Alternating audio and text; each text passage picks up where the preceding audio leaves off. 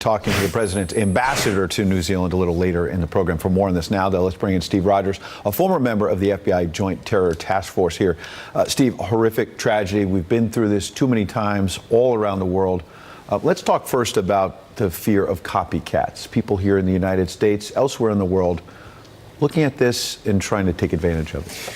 Well, Ed, when I first saw this report, that's what came to my mind. What about copycats? It's incidents like this that will trigger those on the edge that will attempt to copycat this horrific act. So saying that, law enforcement worldwide, not only here in America, but worldwide, they have data banks of people that they are watching, that they're looking at, that they're surveilling. So you could be sure they're very, very closely watching and hearing the activities of these people. So what do our viewers need to do? I mean, we hear about vigilance. What does that actually mean in your everyday life? Well, I've got to tell you, Ed, when something like this happens, we've heard it over and over again. See something, say something. Hear something, say something. I have found in my years in law enforcement that it's after the incident happens, after a horrific act happens, people will scratch their heads and say, should have said something.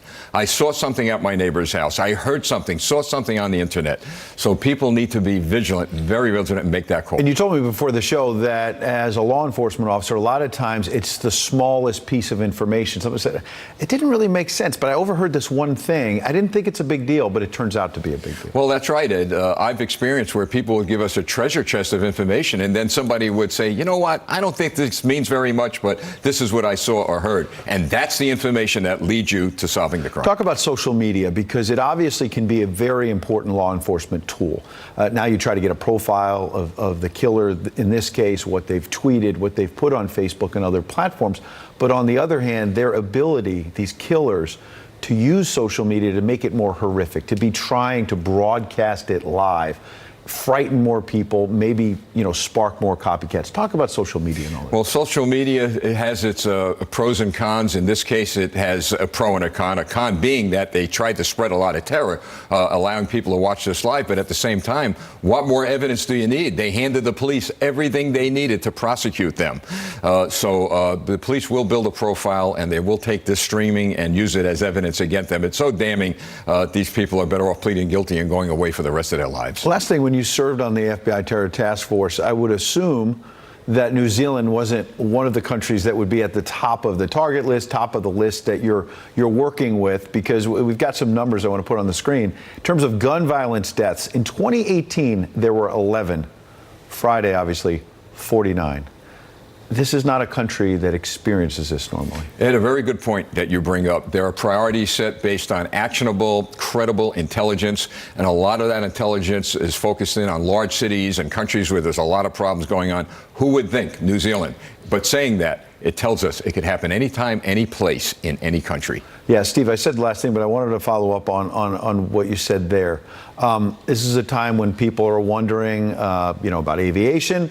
People are wondering about, kind of the temperature so hot here in the United States when you talk about copycats. How do we lower that temperature? How does law enforcement do their job? Well, I believe the first thing that our leaders need to do is to come together. Every leader, no matter what their political persuasion is or whatever, come together, jointly say, look, we're going to condemn all types of terrorism, all types of it. We've largely seen that so far. As we mentioned Greg's report, the president's statement, yes. Speaker Pelosi and others at least trying to say that. But then within hours, you've got some on the left saying it's about guns, it's about... They start attacking President Trump.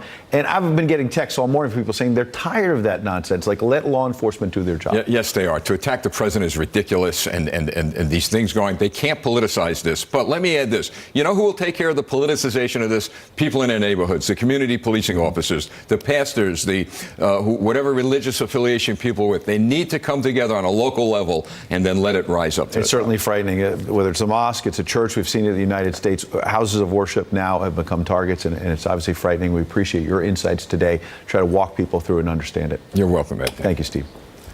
Meanwhile, some Republican senators